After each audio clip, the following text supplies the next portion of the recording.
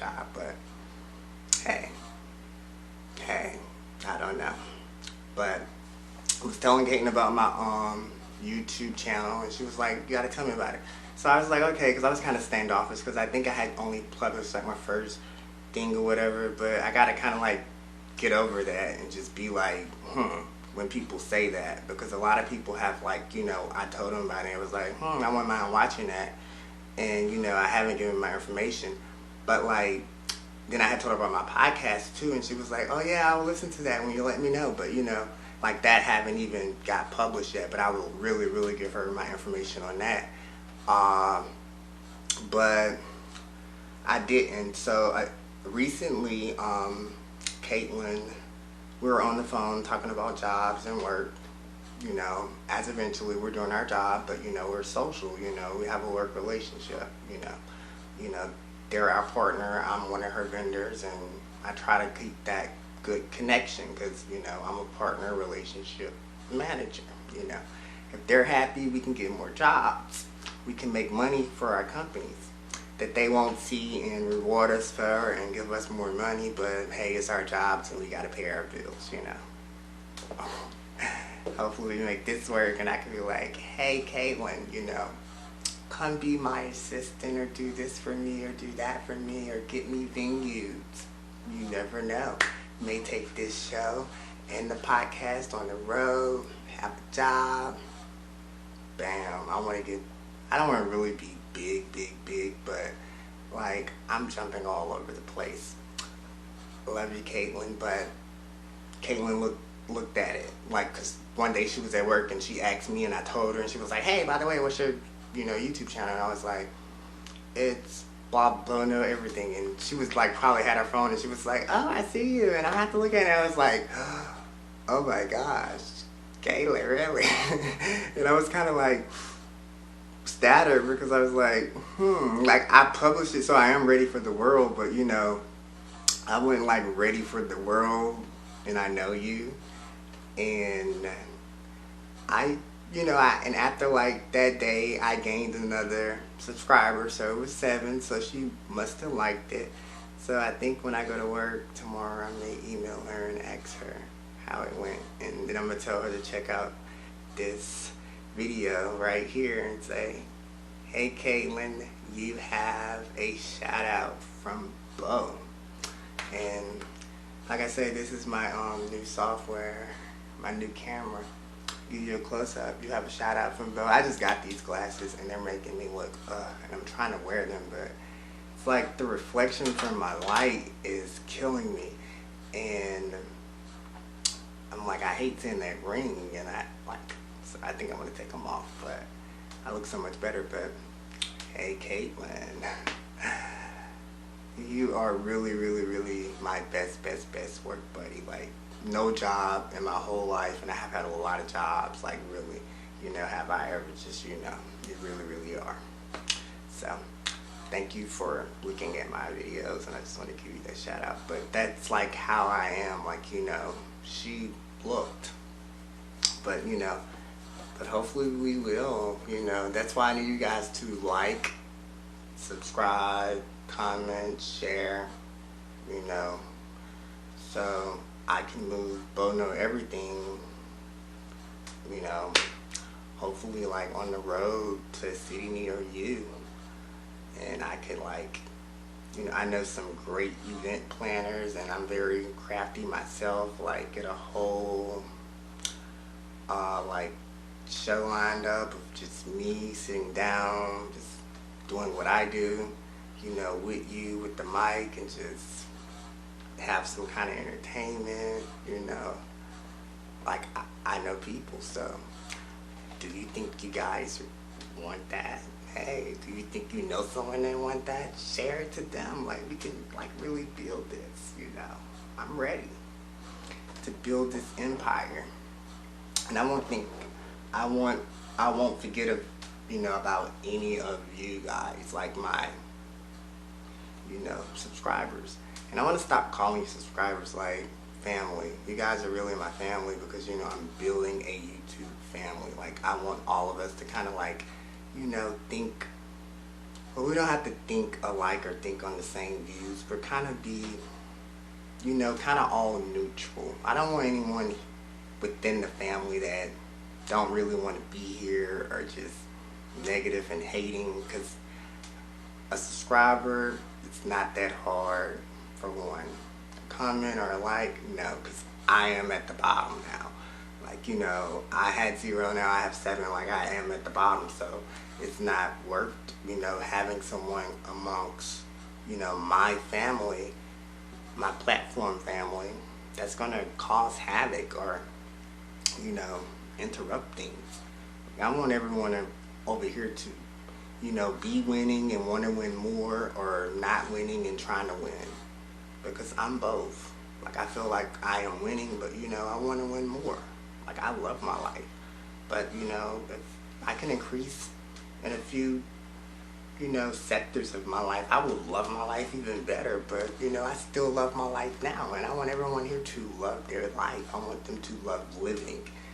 But, you know, shit, when you love living, you still have problems, and you still have bad days, and you're still sad, and you still go through crap, and, you know, it's still kind of hard out here, even though you love life. That's why I'm here. Let's let it out. Let's vent. Let's get all that crappy crap out. Send in the submissions. I'm trying to get all my crappy crap out, so, like, I don't have to carry that load to the next day. So let's be comical about getting the crappy crap out and relate experiences, and, you know, and that's why I'm trying to bring everyone these platforms that's kind of like self-therapy, self-growth, you know, because back to, you know, Sister Viola, the lady, you know, the lady who I was talking about 3-4 seconds ago, if you're following along with the video, like, I was no older than 10, she was no older than 9, you know. We went to her church, and she was kind of like evangelist, prophesizing. But, you know, she, like, touched my head, and she was like, ugh. Well, I'm probably being kind of dramatic, but hey, we love dramatics. Let me get my thing ready. But she touched me on my head, and she was like, ugh. I see that you're going to be a pastor or bishop of a congregation. And I'm like, ugh. Like, in my head, not like right there. Because, you know, like, shit, I'm gay now at fucking 33. So I was gay at 10, guys. I've been gay my whole life. Even though I have a daughter that's about to be 18, I've been gay. So in my head, I was like, ugh, like, really? But right after that, she touched my cousin's head, my younger cousin, who's on the podcast with, and then she was like, ugh. That's horrible. God forgive me. It's just, I love Sister Viola. I love God. But, and she was like, you're going to be one of the richest men to ever walk the earth. And I'm like, and it's like I'm 8 months older than my little cousin, because I call him my little cousin because I'm older than him, because, you know, I graduated before him. I was like a grade higher than him. So, you know, even though I was shorter than him, smaller than him, you know, everybody thought I was his little cousin. I'm still his older cousin. But I was like, really? I was just thinking to myself, like, you know, and over life, because I'm like 10 then, so that was like 23 years ago. You know, my whole life I was just like, really? Like, God seen me being like a pastor, like a bishop, like, you know, a minister. Like, I just never seen it for myself. Like, that's why I'm like this, you know. It kind of like, I'm like, ugh, you know, like, you know, even when I got older than 10, you know, I was like, ugh, like, who wanted, because it just kept, it resonated with me. Because, you know, like, I really believe, like, my son cousin, like, he will be rich, because he's like 32 now. You know, he's not balling or anything, but he's really, really, really smart and talented in what he do. And, like, he has a vision, and he's, like, precise on it. Like, But if he get like a little bit precisely, like I feel like he can really, really do some amazing things and he can make money. And it's like I don't even know how to do the things he can do, like his talents, you know, but I always was smarter than him, to me, like, you know, well, not actually to me, but, you know, like, just generally, you know, like, I'm not gonna try to put him down, but, like, I don't know, I was just, this kid was like, oh, Bo's just smart, so it was like, that's all I heard, but I really wasn't just so smart, like, I was just book smart, like, I never really just knew my own raw talent, like, he knew that he knew how to, like, he loved to rap and write raps and freestyle. Like, what did I like to do? Let me think. I don't know. I didn't like to do anything like that. So, like, still to this day, like, I just had to come to knowledge, but I don't even think it's true. Like, because I believe, like, everybody have, like, a raw talent, like a special talent, like that they just, you know, that just make them them. So like my cousin, you know, like he's a, you know, a rapper to his heart, like he can flow, like really, really flow. I don't know like why he's not, you know, hot or famous now, because like his flow is so different and it's real compared to like the BS that I hear on the radio now. It's just kind of let you know like where we are as people. So, but I don't think he have like promoted like now how he should have, because it's kind of like easier now than it was then. So, but he don't want to go that route anymore. He want to be like at the top. So, which I think is way more good because you're smart, you know, and you'll get there. Give me a job in the business department. Just give me a job in the business department, cousin. I don't want to hand out. I will rock your business department, cousin. Maybe business department executive over it. You know, that's just how I am. Because I think that's just my special talent. I don't know. I think it's just smart, but to me, I don't think I'm that smart. Because it's a lot of shit I don't know.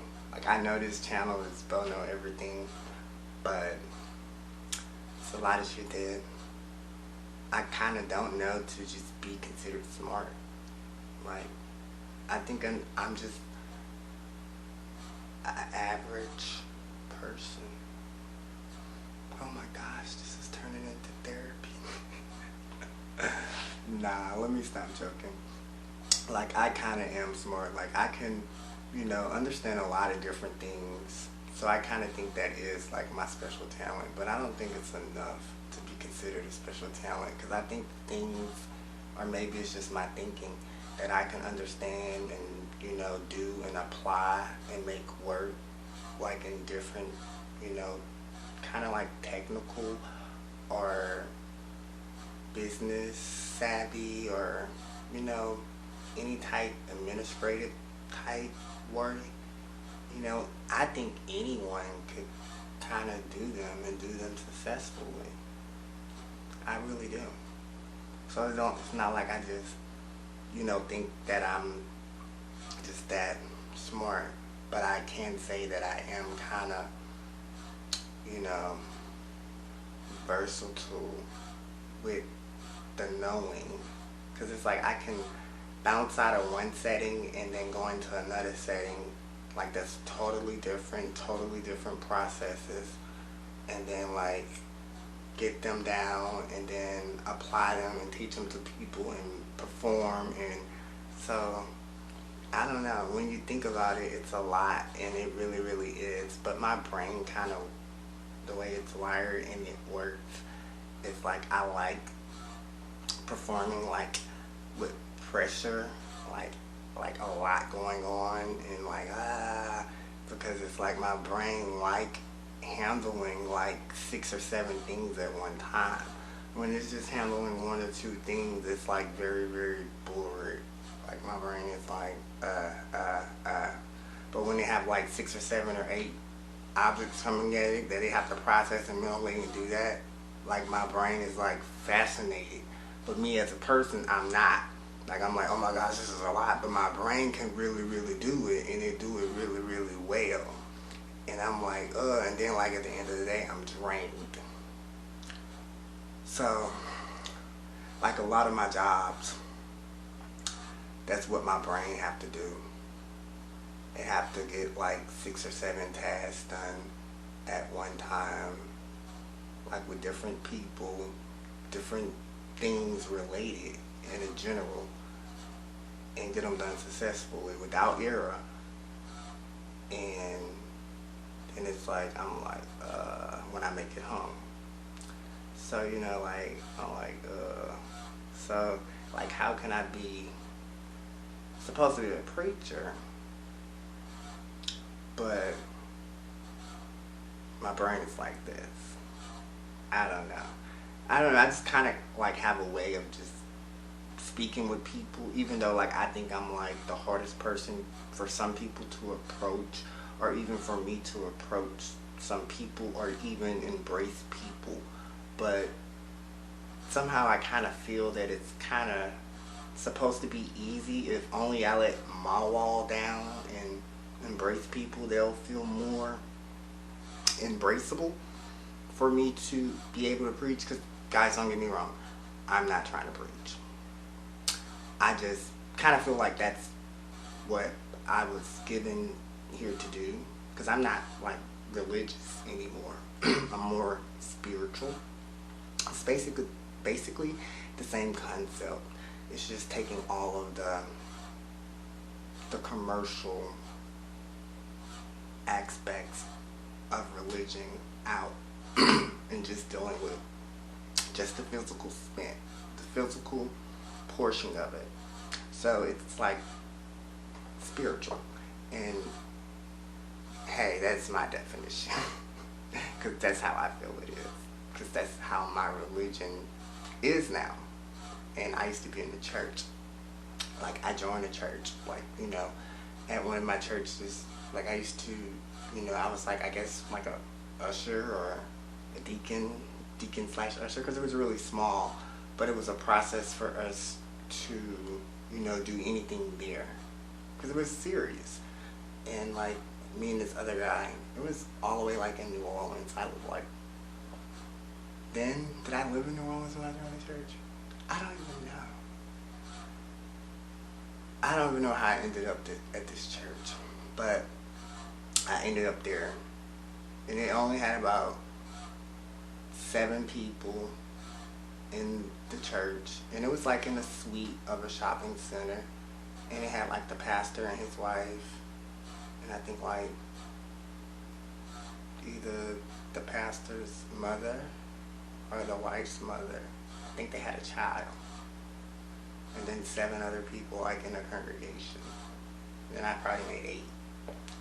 And I probably was fellowship, because it was like, I think this is my real, like, besides my family, this was like the first time I ever like joined a church besides like my family church or the church I was grown into. But I don't know how I stumbled upon this church. I think I was just driving. I think because I used to always be in New Orleans at this time, because I lived there before, and like my gay brother lived there, but you know, I always was there. I don't go there a lot now unless I have to work, or you know, that's it, or you know, I don't know, unless we plan to go there or something. But I used to always be there, and I think I was part of my brother's house, because this was in the East, and my brother always lived in the East, and I think I probably was like leaving his house or something, and I just wanted to probably go to church, and I just passed by this church, and it was like in a parking center, and it was there, but it was really, really small. But it wasn't really, even though like the first lady and the pastor was black, it wasn't really like a black church. It was more like a non-denominational, you know, praise and worship church. And it was like, you know, it was kind of like intimate, being that we were small, and you know, I kind of liked it, because you know, after like I stopped living in New Orleans, because I think I was living in New Orleans for like a couple of months, like by my brother's house. Like, I moved back to, you know, the North Shore area where I live now, and like I see myself now like I see myself traveling. Like I know I was, but I traveled like, you know, probably like 6 or 7 times back and forth from the North Shore to New Orleans East to the church. So it was like my first real out of family tradition church home. And you know, it was neat. You know, it was really, really different. I did a lot of different things. Like we did a fast, like a Daniel fast for like 30 days. And you couldn't eat like any sweets, any meats, any sugars. I don't know, all you could probably eat. I don't know, you can eat hardly nothing. Really, you couldn't eat nothing. What I ate was brown rice, wheat bread, bananas, peanut butter, broccoli, cauliflower.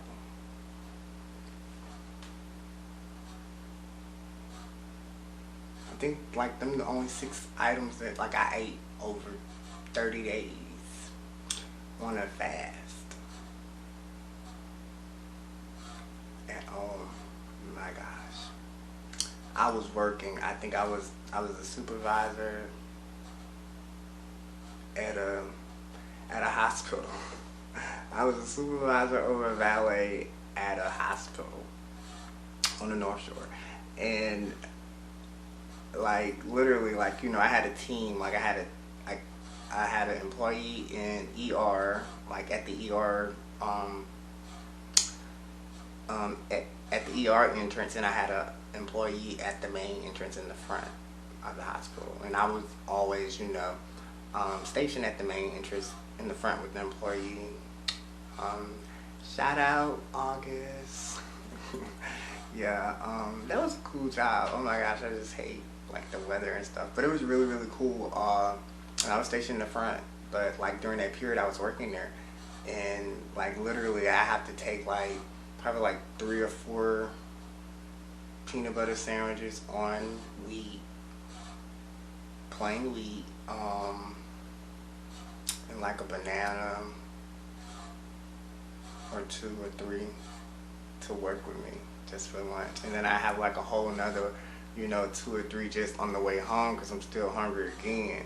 And it was just, oh my gosh, it was so hard, but I completed it. Yay. And do I think I got what I wanted?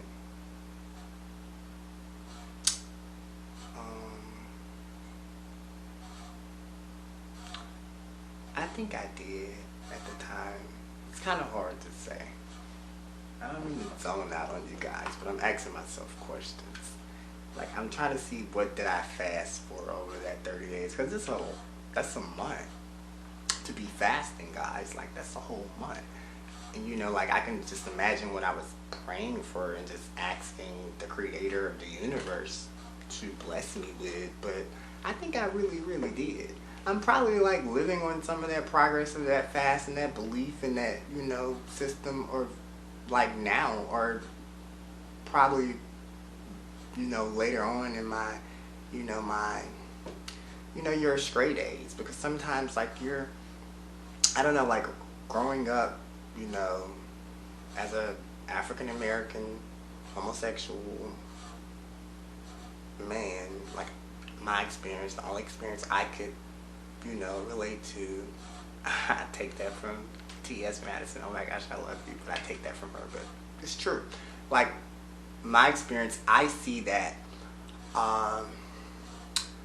like, you know, sometimes you would be on the right path, like, you know, like in your 20s, or, you know, your 20s, your early, mid-20s, and then, like, you know, you'll know the things to do, the dots, the lines to cross, and then you'll kind of astray and be like, oh, you know, but my friends are doing this is cool, you know, let me do this. You'll astray, even though you know what you should be doing, you know, because, you know, you're kind of doing better than them, so it won't hurt you too. It's great, and then you're still doing the basics. It's just you're taking away the hobbies and the normal routines that you normally would do, like going to church or hanging out with your family on a special day or whatever. Like you replace that with being in the streets and just doing things that we call fun, but are just really, is it fun? I mean, I'm not gonna knock it, because if you're young, it is fun, but now when you look back at it, you're like, child, please, I was doing that. Like, really? Ugh. Like, if there's footage, don't show anybody that, please. It's gonna stay with me to the death. No, not those kind of things, but just run the streets. Because I know, like, probably, like, after I felt, like, out of just going to church, I don't know what filled me out of there. Like, oh my gosh, my life is so cloudy. Like, I want to write a book, but it's just like, it's like I really gotta focus to get like the real juicy details about what happened in my head. It happened to me, because it's like some of it's blurred or whatever. I don't know. Probably because I tried to create the story in my head how I wanted it to be. I don't know. I'm crazy. But yeah, I don't know, really. I don't know. But I don't know. Because I think, like, I know I got my Camaro, like, toward the end of going to church. Yeah. And I guess just life took in. And then I think I moved. I did move. Like, I moved to Florida for a while. Yeah, and I was working like in Sarasota, and I was living in Tampa, and then I moved to Sarasota. I mean, the Florida move was, I don't know. It was kind of like I talked about it, but I didn't plan it. And like it was just a lot of things that I was dealing with, like, in my life, like at that point. And I felt like I just had to move, because it's like I had nobody's approval, and they were like, what the hell are you doing? Like, you don't know anyone where you're going, and like, have you contact your family, like, in Lakeland? And I'm like, no, but I got their number. But my intentions was never to go live on anyone. I was gonna do what I had to do for myself. And then I knew, like, I already had like work sourced out, like why I was there. So I knew I was gonna be working. And then like, I'm so embarrassed to say this, but then I had other work, like where I was at now. Like, I was kind of not scheming, but I was working. So like, I had promotions already side up. It wasn't enough to just make me rich, but probably like every week I got paid from that company, and I'll say my check was probably like $140–$50 every week from doing promotions, like inside of stores, like a 2 to 4 hour promotion. And they give you like a card to, buy inventory or whatever and all that. But, and I had like my little cousin doing the promotion, and then like, sometimes, like, not sometimes, but all the times you buy like so much stuff for the promotion, and it's like you got shit left over, and I was like, well, if you do the promotions for me, like, you get to have all this shit, because like, I had so much shit I used to give to people, like Triscuits and like all kind of new stuff like that stores were promoting, and I have like so much. And then I had like the stuff that I'll eat, but I was still giving stuff to like people, like my friends, my grandmother. My grandmother loved the breakfast biscuits or something. I don't know. They're really hard to me. They were good then, but like I don't like them now. But she loved them, and I used to give her them, because like, you got a lot of stuff from the promotion, so it was a win-win for her. And I was like, girl, you really don't have to stay at the whole promotion, girl. Just go there, take some pictures, give out some shit. Be friendly. I will thank you. I love you. I'm gonna hook you up when I get big. and then, you know, buy her